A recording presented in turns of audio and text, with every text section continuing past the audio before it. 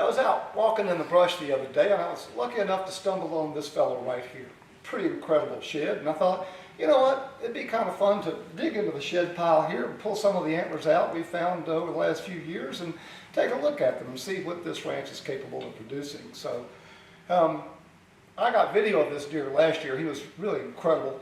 You can see it's broken right here. He had about a 3-inch fork. Giving him an allowance for that 3 inches, and what we got here is this is 95 6/8 inches of antler. Now, on the hoof, I thought him to be somewhere around 196, 198. Appears that I somewhat grossly underestimated him, because giving him an allowance for the other side, it appears he was more like somewhere between 210 and 212. Just as a frame of reference, here he was last year. Take a look at this clip. You can see here his right brow is a little bit longer than the left brow from the shed that I have, and it's also forked if you look real closely, so I think both sides are balanced out quite nicely. About as impressive as a whitetail can get. Clearly one of the most beautiful bucks that we've ever grown, and I think without a doubt the biggest typical we've ever grown. So we also found these right here. Now this was him the year before. Lucky enough to find both sides. This is the first time I'd ever seen him. You can see he's got the fork there, big long tines, lots of mass. Actually the main beams on the shed I was just showing you were almost 28 inches. So found these, and this was the first time I'd ever seen him. I think he was either 4 or 5 here, so just following that, you know, obviously that shed he was either 5 or 6. Just based on the size of it, I'm tending to think that he was 6 years old. So with that, now I'll just kind of dig through some of these others and show them to you and see what you think. This cool buck, pretty impressive, is a buck we call the Waterline 10. Lucky enough to find both sides of him. Sheds here put him at right at 190, I believe. Unfortunately, the year after this, we found him dead. So tremendous mass. I mean, you can see he's heavy as he can be. Tremendous mass, beautiful, typical deer. Keep moving. Here's another one that looks similar. So found these sheds just recently. This actually was from 2 years ago. This was a buck we called Tank. So called because he has one of the biggest bodies you've ever seen. I expect he was about 190 then with this set of antlers. He had another point about that long that came off right there like that. Another point there that was short, only about like that. These are pretty dried up, but you can see he was quite the man. Actually, he's still out there. He's a little down this year, but he's also getting incredibly old. He's probably getting around 9 or 10 now. So give him another year, see what he might can do. Just another cool shed. Don't know what deer this was. I don't remember him, but obviously he was pretty big. Don't have the other side. Fun finding sheds like this. Here's a fun book. So I actually found this antler broken off, if you can imagine that, out in an oat field. Beautiful, typical. So I got a lot of history with this deer right here, and this shed was when he was 5 years old. The only one we found then, never saw his 4-year-old sheds. Here he is at 5, and then again found these sheds right here. Yeah, this is them. This was him the year before he died. You can see he's got the makings of a drop here. It was broke off. And he had the drop here. It's broke off. Actually saw this deer out in an oat field, and he was dancing around like a youngster. Well, what's interesting is he's probably 9 years old when you have this set of antlers here. 9 years old and dancing with a young deer that looked like a little prankster. So we called him Dancing Deer. Now, here's what Dancing Deer ended up looking like. Take a look here.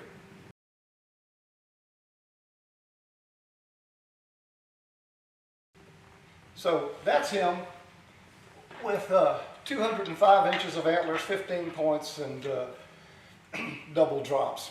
10 years old. Beautiful deer. Here's another buck we call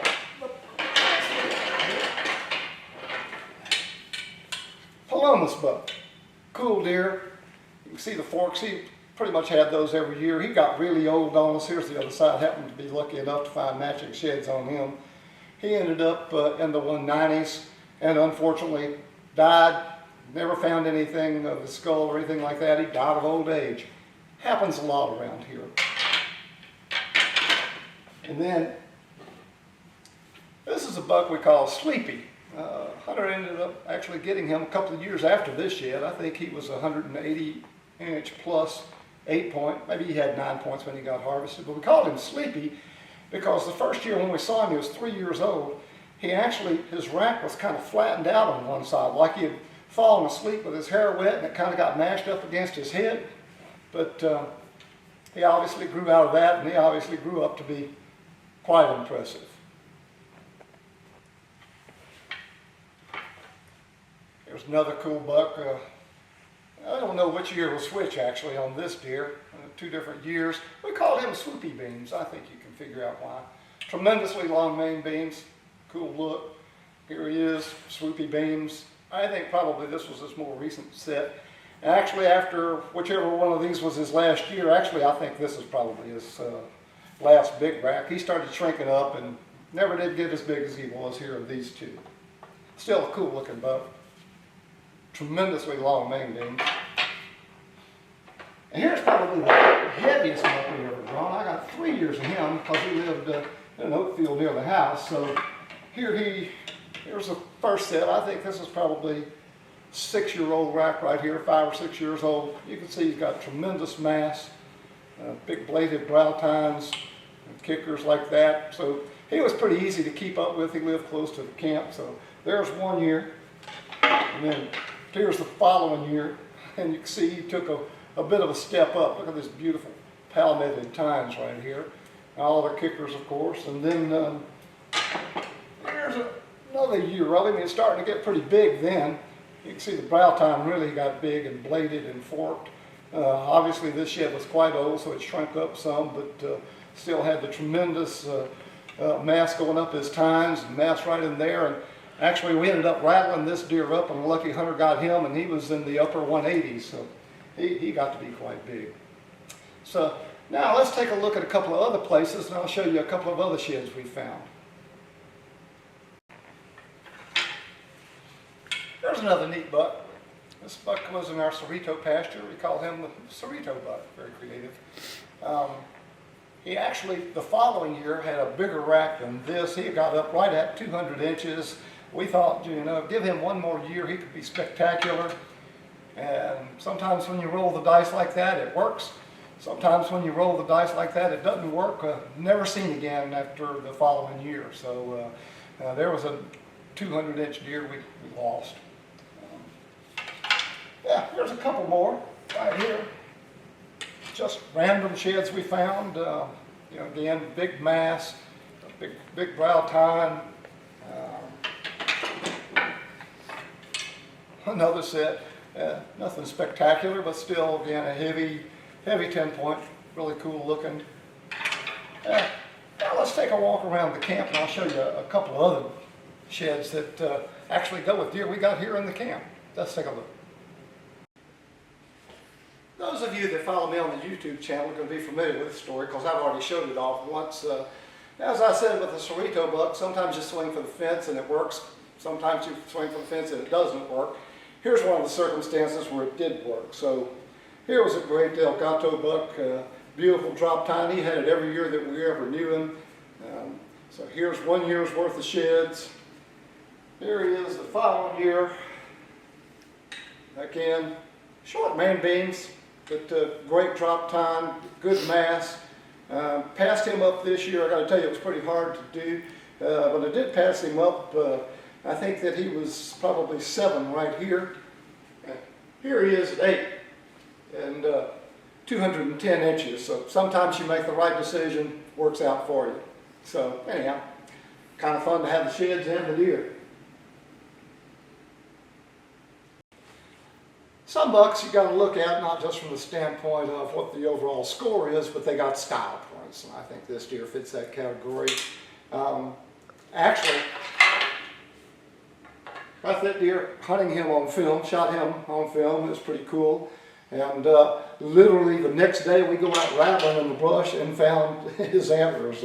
How lucky is that? So lots of kickers, lots of style points going on there. And you can see the year before he was actually bigger than he is here because he had a G4 and did not give on this particular set of antlers.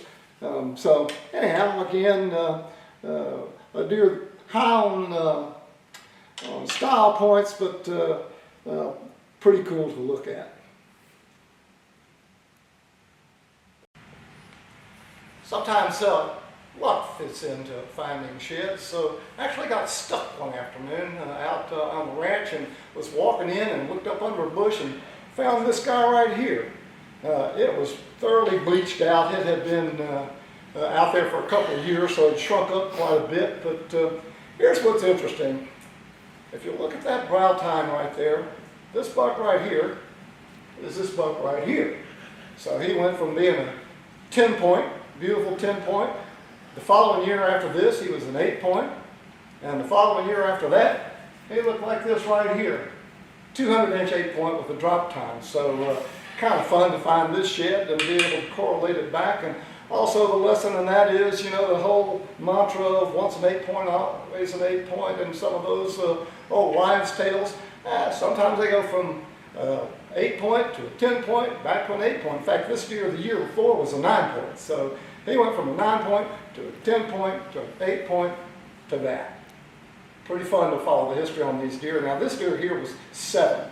But sometimes we think the peak age on these deer is usually around 8. Sometimes they're just big enough, and certainly that was the case with this man right here. So I hope this was fun. I hope you enjoyed this little tour of the shed, and we'll try to tune in on some live bucks next time. Thanks. So what do you do with all the sheds that you collect through the years? Well, one option is a shed wall. Just see how many sheds you can stuff up into the cinder block wall there a little bit for display. And then again, some people have a boat shed. Well, in our case, we got a shed boat. Ha!